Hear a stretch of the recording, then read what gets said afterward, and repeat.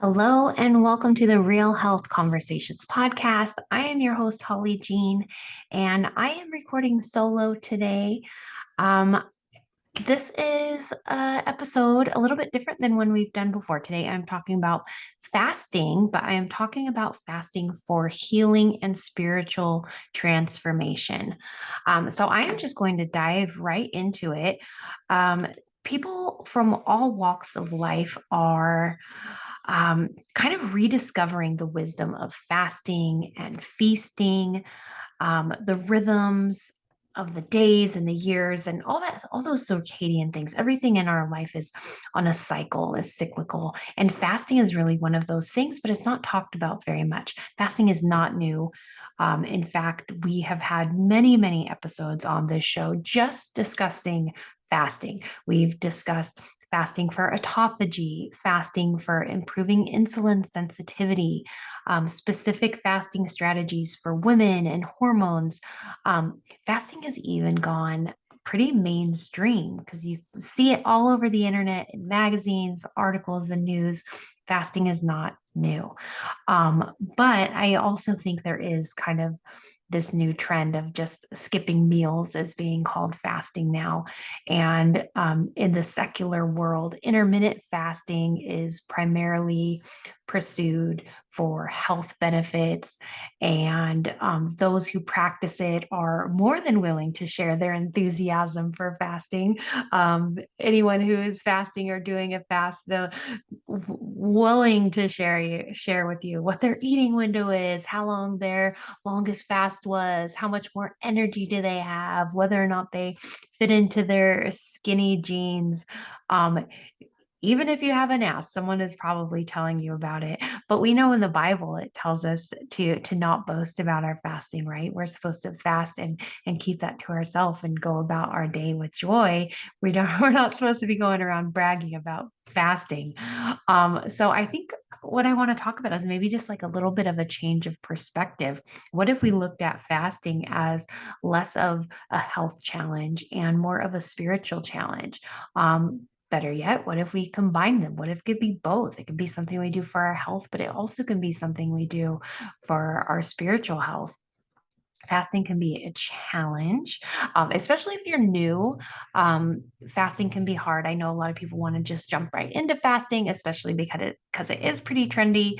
But if we're just starting out, and not properly fat adapted, which is another conversation I can link up for you guys if you have questions on how to become properly fat adapted. But if you're trying to fast, just coming straight off of a standard American diet, or maybe just eating, used to eating a lot of carbs, processed foods, and sugars, fasting is going to be more challenging for sure.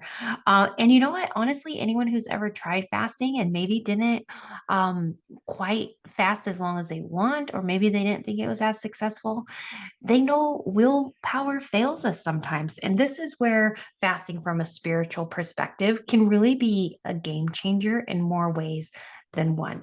My work as an FNTP, I see clients for a variety of reasons. And I will say that one of the top reasons people seek any sort of nutrition coaching or advice, I would say it's mostly for weight loss. Okay. I'm not saying not always, but I say weight loss is a big one, or difficulty losing weight. However, I am seeing more and more of a shift in people as they're getting more and more frustrated with conventional medicine, going to the doctor, not getting better, not feeling better, just being prescribed more pills. One of the most shocking thing to me is the number of doctors that tell people diet doesn't matter. They just prescribe pills. They go, you don't need to change your diet. Don't worry about it. And people are starting to see and understand that what we feed our bodies every day is more important than we have been told. And that the nutrients we put into our bodies are foundational. Those things are the building blocks for our health. What we eat, and more specifically, what we don't eat, as we're talking about fasting, dramatically influence our health outcomes. Backing up a little bit to weight loss, the root cause of weight gain is not usually a calorie problem. Weight gain, inability to lose weight, these are symptoms of dysfunction and imbalance within the body. How many times have you heard from a friend or a loved one, or perhaps you've even said this to yourself, that, oh, I'm doing everything right and I still can't lose weight, or I'm doing everything right and I can't keep the weight off? Again, this is not usually a calorie problem. I get this a lot. And beyond weight, let's say a client contacts me with, I have a thyroid problem. Can you help? I get this all the time. And people will message me, be something like, oh, I was diagnosed with Hashimoto's or hypothyroidism, because everyone has thyroid problems to some degree or another. And people want an easy, quick answer, maybe a list of supplements, some type of protocol. They want to just be told what to do. But before you can do all that, you have to remove the interference within the body, which is at the root of what's going to be the problem. And whether that is gaining weight, weight loss resistance, thyroid problems, hormone problems, there's always going to be a root cause. And for example, stay with me. I know I'm kind of going on a tangent here, but I will bring it back around. So stay with me. So let's say, for an example, you have candida overgrowth and heavy metals. I find aluminum and mercury in almost every single person. So heavy metals are just as prevalent as candida overgrowth. And I also find parasites a lot. And then let's say we have this whole slew of chemicals, from everything from radiation, pesticides, food dyes. There's also viruses, bacteria. I mentioned parasites, yeast overgrowth. There's other strains of yeast, not just candida. These things are like living toxins or living infections within our body, and they can hide in our body. And then add on top of that all the chemicals and the heavy metals. To just say there's a lot going on in the body, we need to identify these things. Candida overgrowth, parasites, bacteria, viruses, they all play a role in thyroid issues. Okay, so I'm bringing it back to the thyroid here. Thyroid issues are sometimes the cause of weight gain, but it's not just the thyroid. It's not just the weight gain. These are the symptoms. These are symptoms that people are having problems with, and they're all being fed by sugar. And to some degree, the heavy metals and the parasites, they all work together. They all have a role in this bigger picture. So that was a long example of this one point I'm trying to make. And it's just that a lot of people are sick. They have long lists of symptoms and ailments, and they are looking for solutions. And at the root of most sickness and disease is inflammation. And inflammation is driven by the foods we eat, especially excess sugars. It's going to be one of the major interferences to healing. No matter what your diagnosis or what your ailment, what your list of symptoms are, sugar. Sugar is not healthy for anyone. I have never had a single client or met anyone where I think, oh yeah, sugar is good for you. You should have more sugar. Sugar is one of like the biggest things that's the hardest for people to fast from too. And I get a lot of pushback from this. I get people all fired up about this, saying, "Oh, but fruit is good and whole grains are good." I'm not saying they're not. At least not in this episode. That could be a different episode. But that's not what I'm saying here. But I am trying to say a couple things. Food today, the food we are eating now, is not the food that we had in the beginning of time in the Garden of Eden. Okay. We could be talking about organic food, or like the original beef, like God created. Okay, those are all original foods, those are good. But the problem is that people have so much sickness, so much disease, and so much toxicity in their bodies already. There's too much interference going on that's getting in the way of healing. When we remove sugar, particularly excess sugars, added sugar, processed foods, refined flours, the grains, which turn into sugars, people start healing. Their energy goes up, their mind gets more clear, they sleep better, their hormones balance out, or let's say their libido goes up, or whatever it is. So many people are struggling with these things. And a lot of it is brain fog, it's anxiety, it's depression. And we have a whole list of mental things going on, mental illness things going on. You have to have these things, we have a sick liver, we have gut problems. I can't stress enough how much it's liver, liver, liver. But people are looking for like one protocol and what you do for the liver beyond um, just eliminating sugar is going to be different for everyone. So I'm not saying there's one answer, there's not one protocol for people, but the one thing that people do need to do that we're looking for answers, if we're looking for solutions to the longest list of ailments and sickness and diseases, is to remove sugar. Okay. Excuse me. The initial phase of fasting from sugar is the hardest. It's where I get the most pushback, but it's also the thing that brings the fastest, most dramatic, and most significant health improvements. Um, I wanted to talk a little bit about strongholds and fasting and autophagy.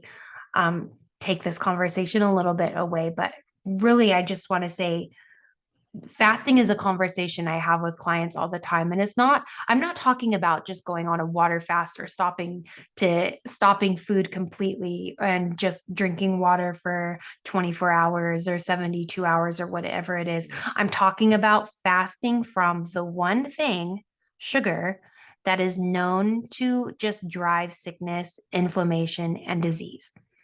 It's one thing. If we only fast from one thing, that is the one thing that's going to have the biggest impact.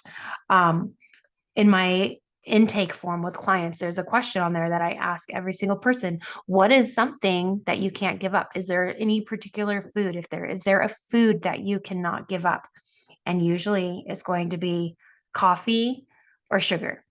Sometimes it's alcohol, not really. And I don't have a lot of clients that would qualify as necessarily being alcoholics, but um, I would say a lot of people that I see are social drinkers, and people don't want to give up their weekend alcohol night out with their friends or wine after work. That is going to be a different conversation. But right now, let's talk about coffee and sugar. Okay. And even the social drinking and alcohol. Okay, these are acceptable vices. These are the acceptable addictions when we're looking at it from a Christian perspective or from the church. These are acceptable vices and addictions within the church, and these are the things that I get the most pushback from.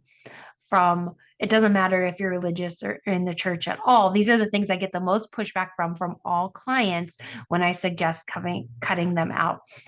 But I do want to talk about every church I've ever been to, ever attended, they have coffee and donuts. As a kid, I even remember I loved going to church with my grandma because that meant we got donuts. Oh, I loved Sundays because that meant we got donuts. Um, I absolutely love the church I'm going to right now, but they give out ice cream so that the little kids will love church. And they openly admit that that's the reason. And I'm not judging, I'm not throwing shade because I get it, but understanding sugar addiction and the dopamine reward system of the brain, yes, maybe we're teaching them to love church, but we're also teaching their brains to associate church with that dopamine pleasure response. We are contributing to creating a sugar addiction. And I'm just showing the point of that's how acceptable sugar addiction is within the church. So, anyways, I got off track. You may be able to, say, reach your health goals while still consuming these things: coffee, alcohol, sugar, but I also see these things as the biggest things holding clients back, keeping them stuck, keeping them in that loop of try, succeed, fail, try again. Our strongholds, our food addictions, they have consequences. And when our health isn't good, when our gut is sick, our mind is sick. When we are addicted, no matter how innocent you may think your coffee or sugar addiction is, or how much you think it's not affecting you, the truth is these things are not innocent. And when you're addicted, you're not serving at your best. You're not stepping out as your best. We can become complacent or lazy or negative, and it's like this little compromise that could lead to another compromise that leads to more compromise. And the ripple effect is actually huge. But I have a front row, excuse me, I have a front row seat to it every day. So I see it. I work one-on-one with these people. I hear their cries. I hear the desperation of people wanting to change. I hear the confessions, or I maybe even see things that people can't see in themselves. I would say um, God has probably gifted me in this area. I have a lot of experience, either personal experience, like I know this battle so well. I know it's not easy, but with the Lord's help, I've had to go through these hard things too.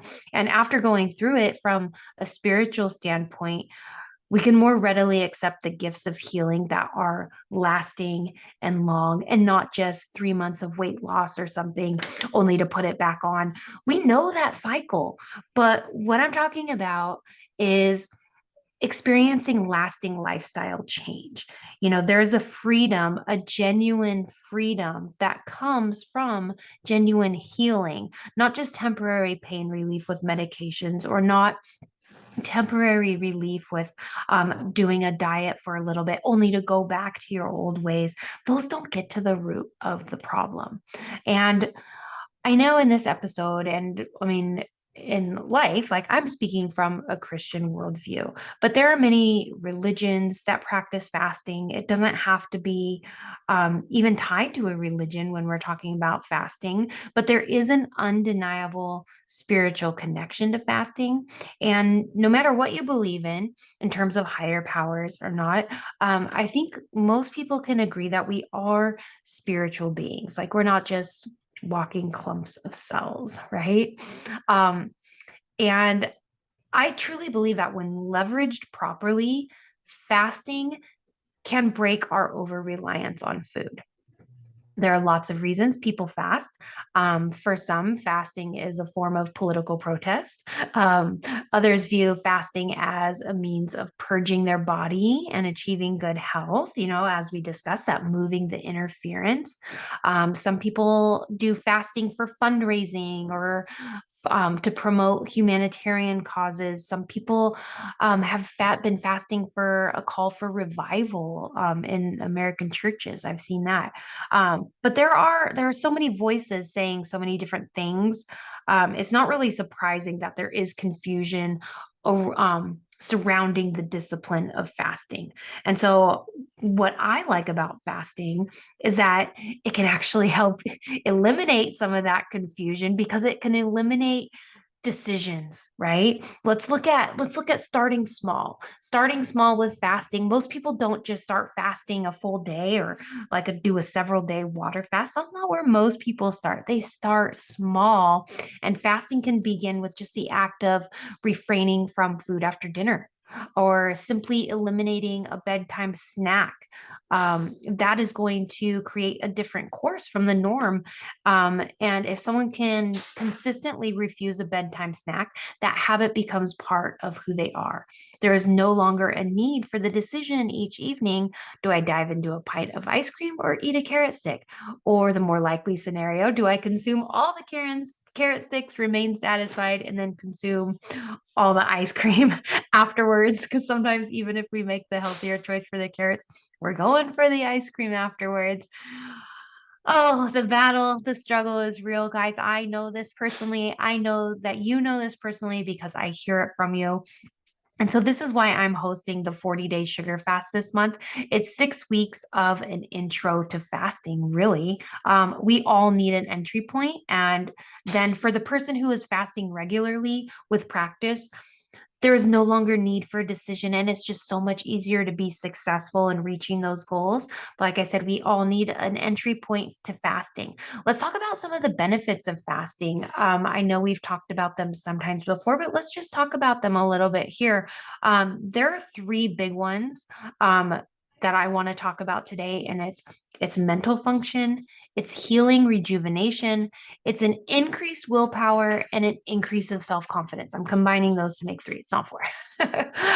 But for mental function, when you fast, your body has less toxic materials flowing through the blood, your lymphatic system. It makes it easier for you to think.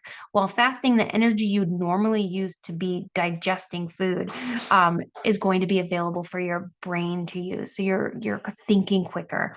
You likely won't notice this mental change until the first few days of a fast, especially fasting from sugar. The first few days of fasting from sugar are rough because it takes some time for your body to adjust. I'm not going to sugarcoat that. There's my pun there.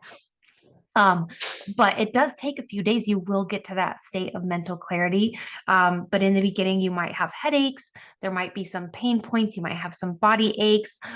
This is also something referred to as the keto flu that people are familiar with, and that is the withdrawals of not having sugar. And if you ever need to know if you are addicted to sugar, cut it out and see how your body responds. Because if you are having headaches, if you're having body aches, if you're having flu-like symptoms, that is your telltale sign that you have a sugar addiction. But after your body clears out some toxins, you get some of those withdrawals, get through some of those withdrawal symptoms, um, then you are going to be feeling so much better because your brain will then have access to a cleaner bloodstream. It's going to result in clearer thoughts, better memory, increased sharpness of your senses. Moving on to healing rejuvenation, fasting puts your body through a rejuvenation experience. It dissolves diseased cells, leaving only healthy tissues. Now, that is going to be from more significant types of fast, but also, it seems simple of just removing sugar, but sugar is such a driver of inflammation and disease. You would be surprised that just removing sugar is going to create a rejuvenation experience within your body. It's going to do a healing response. We are going to have a noticeable redistribution of nutrients within the body. The body hangs on to precious vitamins and minerals by processing, and is getting rid of old tissue and toxins and undesirable materials. Um, Processing sugar actually within your body uses up a lot of nutrients and a lot of minerals. So you can become deficient pretty quickly and easily just by consuming sugar. So when we cut out the sugar, our body's able to use those nutrients for healing rather than ridding itself of toxin, which is excess sugar. Fasting is also going to activate autophagy. Autophagy is basically when our body breaks down old decaying cells and uses the components of those cells to help rebuild new and healthy cells. We live in a society today that offers us a lot of comfort, and those comforts include things like having a food supply around us all the time. We just have to go to our pantry to get some snacks all day long. But ancestrally, that hasn't been the case. We were not designed to be eating all the time. Our bodies are designed to have periods of feasting and fasting. And it's during that fasting phase that keeps our bodies healthier and our minds sharp.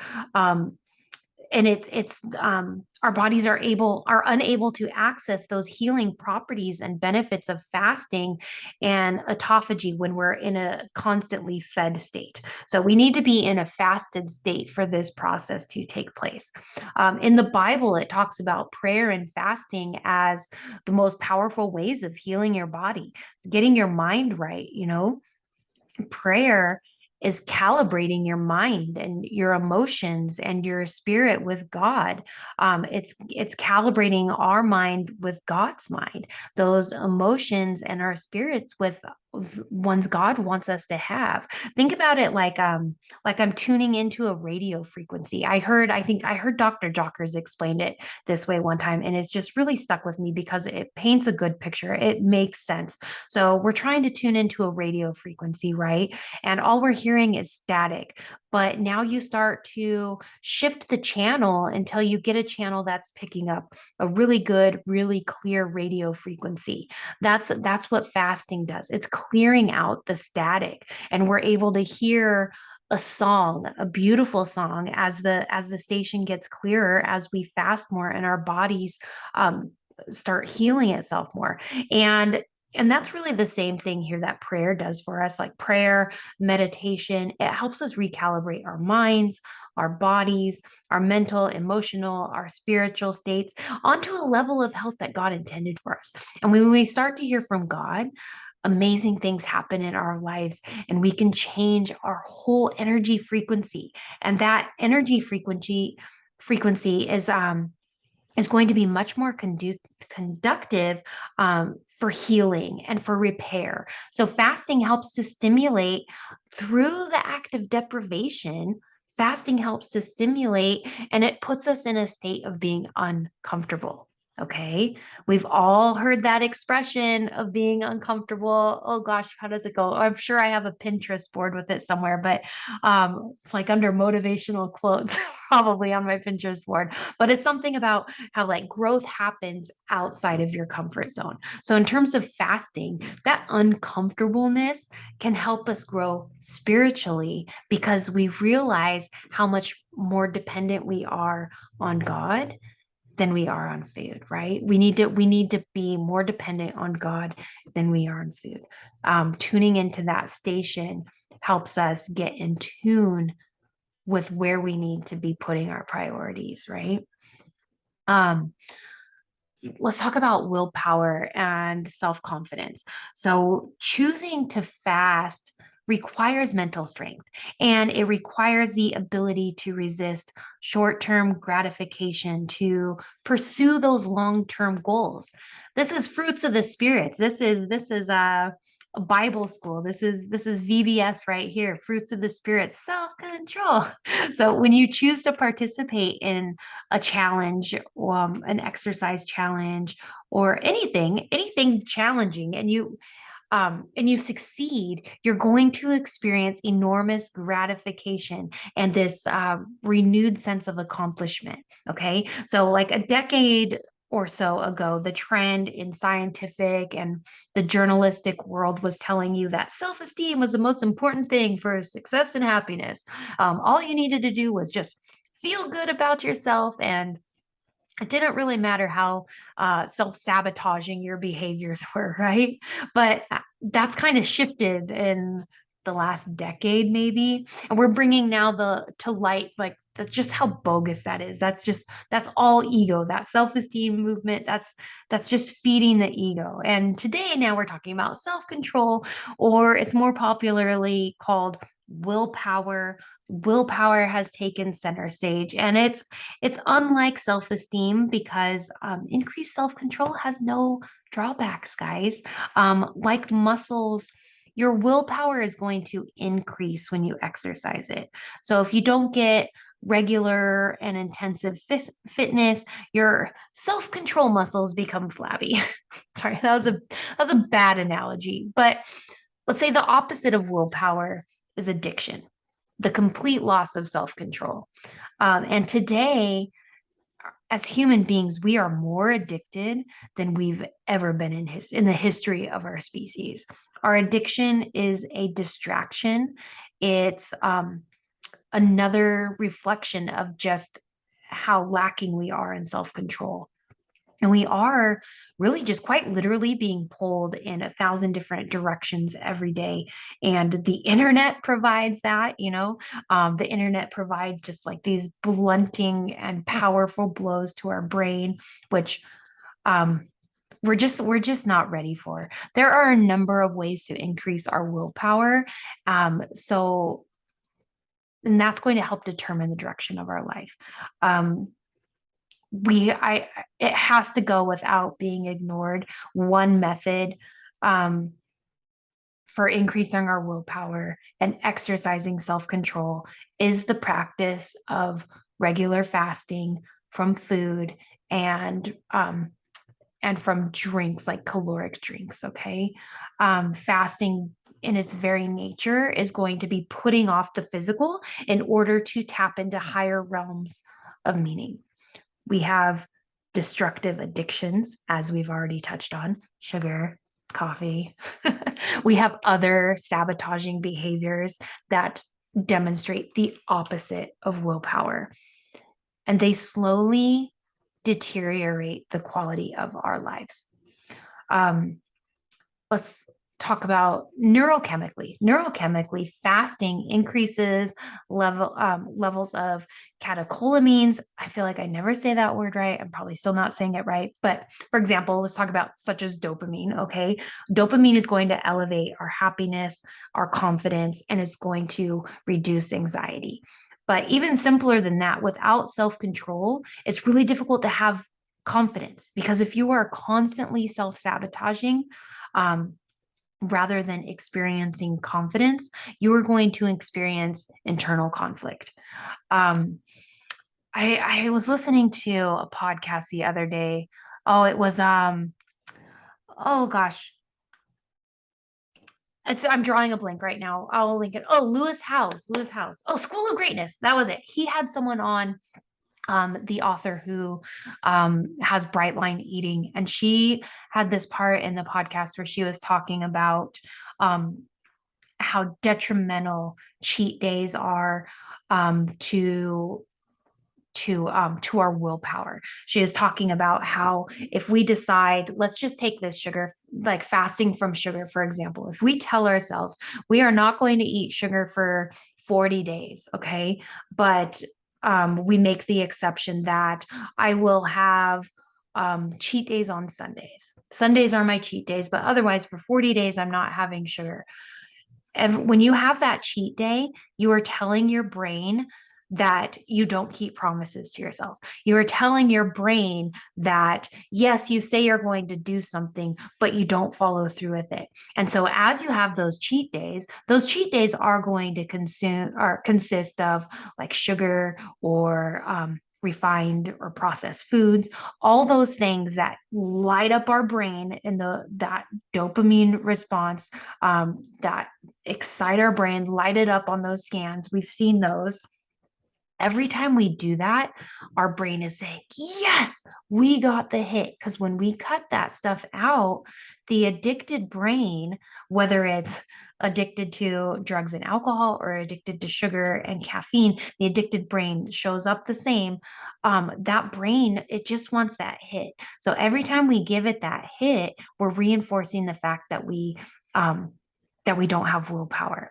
So the brain creates those urges, those cravings, knowing that we will give in. And those cravings and those urges get stronger and stronger until the brain gets what it wants. So every time we have a cheat day or we give the brain that addiction, we give into that drug of choice for the brain, we're telling the brain that no, that it can keep bugging us, it can keep pressuring us, and we will give in. And so it doesn't matter if it takes 2 weeks, if it takes 6 months, the brain knows that at some point we're going to give in. So I did not describe it as great as she did. I will have to link up that podcast because it was actually so good. But basically our brain is begging for that hit of sugar, and every time we give into it, we are decreasing our self-confidence, and we are defeating ourselves, we're beating ourselves up for not having willpower, even though it's a battle with the brain. Anyways, I will circle it back around now. Ultimately, fasting increases your willpower, which is a demonstration of your faithfulness, and God works with our faithfulness as we slowly cooperate and we um, follow God's will, right? Our willpower in turn is empowered and strengthened. And that brings me to the whole point of this podcast, which is about fasting for spiritual transformation. And from a spiritual perspective, my thought, my belief system, and really your foundational beliefs or your belief system, these are the most important things in our lives. We have to establish that. We have to establish what our beliefs are. And so my foundational belief system is this: as long as God has me on this planet, He has a purpose for my life. If He didn't, I wouldn't be here. And He is orchestrating the plan. He doesn't want me to just take up space. He wants me to be an instrument of light, of hope, of love, an inspiration to others. And I believe it is the same with you. You are on this planet for that exact reason, and you have an opportunity to be an instrument of light or hope, to be a beacon to mankind, an individual inspiration to the people around you right now, today. And so that's my foundational thought system. Now, from a scientific perspective, we realize that the body is self-healing. It is a self-healing, self-regulating system, meaning that it constantly never stops trying to heal and adapt your body to the stresses of life, right?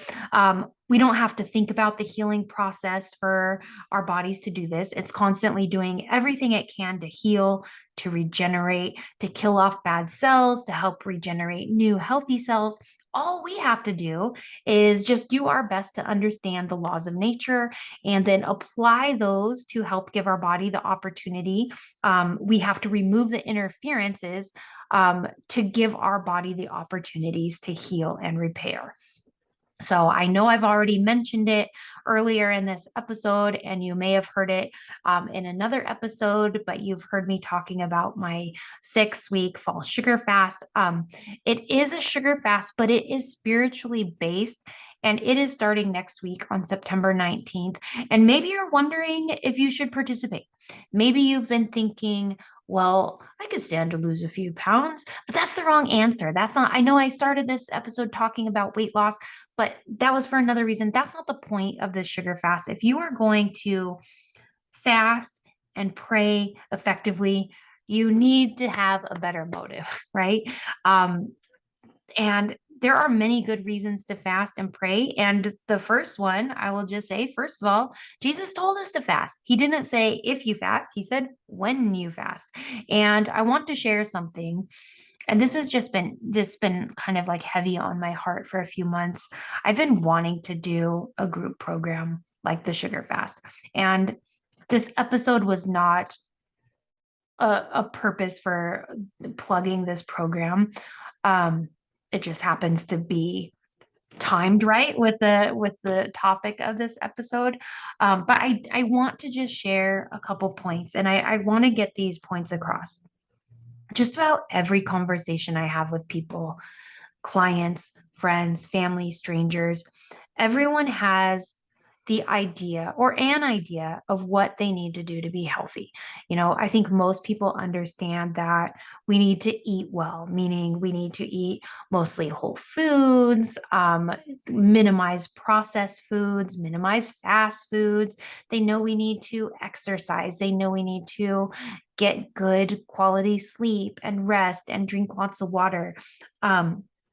But knowing and doing are not the same thing.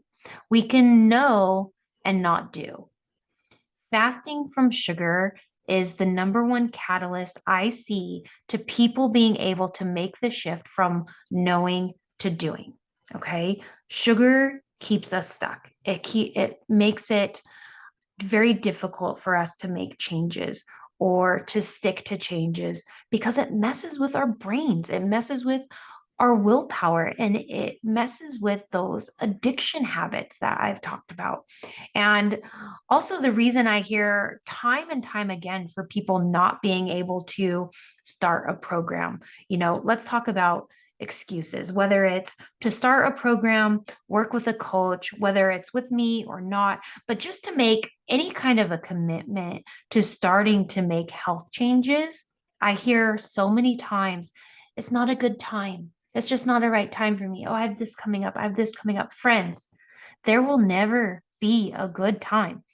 Good time is synonymous with I'm not ready to give up my strongholds. Okay. We have weddings, birthdays, vacations, work deadlines, home improvement projects.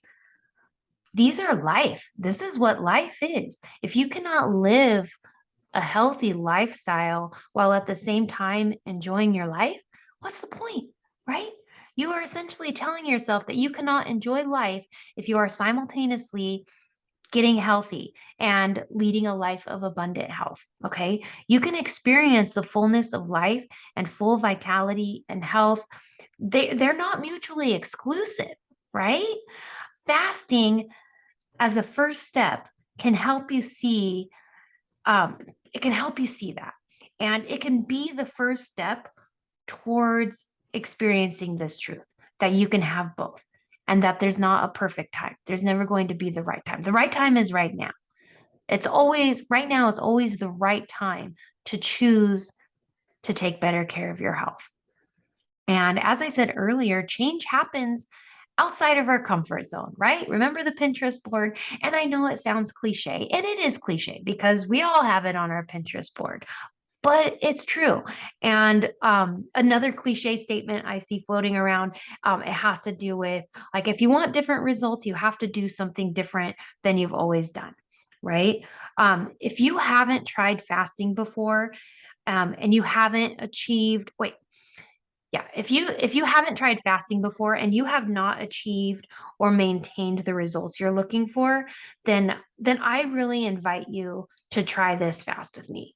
On the flip side, if you have tried fasting before, but maybe not from a spiritual perspective, I invite you to try this fast with me. You sometimes you got to try something different. Um, Jesus is our number one example to follow. He fasted. Matthew 4 tells us the story of Jesus fasting for 40 days. And when his fast was over, Jesus had this incredible power and anointing, and he began a ministry just filled with astonishing miracles. Too much sugar is making us sick. And you might be thinking, but I eat sugar and I'm not really sick, or I eat sugar and I'm not addicted. I eat sugar and I'm fine. The reality is, you could be sick and not even know it, right? And I'm I'm not gonna say, sorry, that kind of reminded me of, oh, you might have COVID and not even know. That's not what I'm saying here. I'm just saying that sometimes we are so used to feeling sick that it just feels normal. And so you might not know you're sick because your sick feels like normal and you haven't experienced what it feels like to be truly healthy. All right, that's all I'm trying to say there.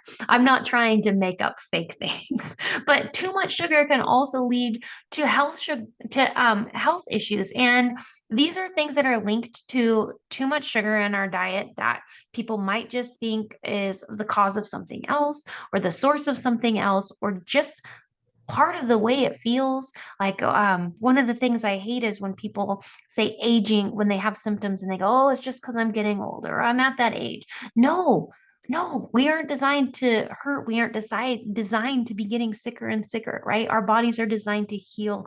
We are designed to feel healthy and vibrant. So these are just some things that could be an indication that sugar is keeping you from living a healthy, vibrant, abundant life.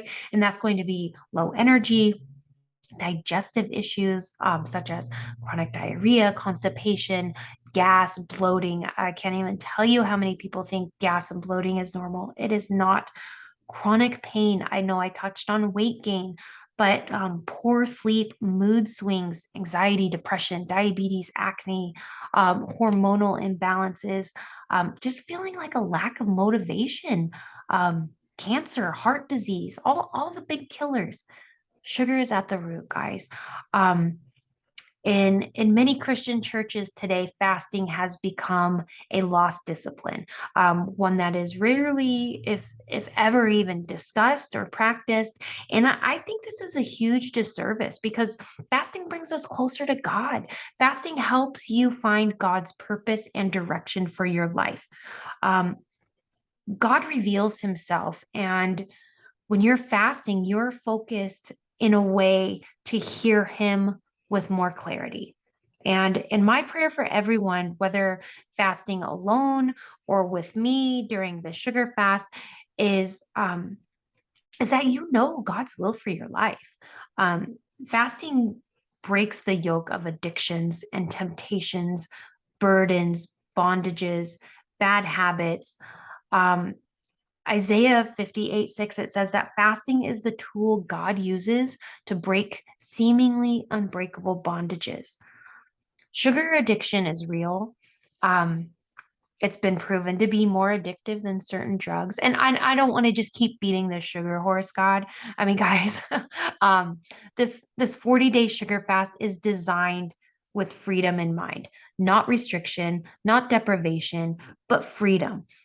I'm talking about freedom from those addictions, from temptations, from burdens, from bondages, from those bad habits that we go back to, those bad habits that keep us sick and keep us stuck. These are the bad habits that I know you want to break. And I know you want to break them because I hear about them. My clients come to me with the same thing. I know I should do this, but I do this. I know I try fasting, but it's just so convenient when I'm home all day and the pantry's right there. Or I know I should be doing this, but my schedule, guys, I know these bad habits and the excuses that stem from them. People are sick, people are hurting, people have aches that they are trying to soothe. And the wellness industry is a $4.2 trillion industry for a reason. And it is growing for a reason. We are getting sicker, not healthier. In this 6-week sugar fast, we are saying no to sugar and we are saying yes to God's promises.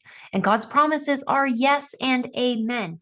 When we are laying down, putting aside our excuses, and we are going to seek first the kingdom. We are going to first seek God, and we're going to bring our struggles to him. Okay. I mentioned earlier that starting a fast isn't easy, especially when it is sugar, especially when it is your first time, but we are going to let him sort it out. We're going to let him be our strength. We are going to let God sit on the thrones of our hearts for 40 days. And as we do this, we're going to encounter healing. And it's going to be healing for our souls, healing for our minds, healing for our bodies, because our God is that good and that is what he does. So if you've been praying for breakthrough, maybe praying for your health, praying for transformation, then I invite you to give this sugar fast a try with me. Okay. You can read more about it on my website. You can register on my website. It's at hollyjeanhealth.com/40-day sugar fast. I will link it up in the show notes here. I also have a direct link on my Instagram, which is at hollyjeanhealth. I will put a link in the podcast Instagram as well, which is now Real Health Conversations, formerly Low Carb Conversations. If you are not following us on Instagram, guys, please go over there and follow us and show us some love. We aren't super active on Instagram. Leah and I both have our own pages that we run, and that's where we put most of our time. But we are trying to do more with the Instagram for the show.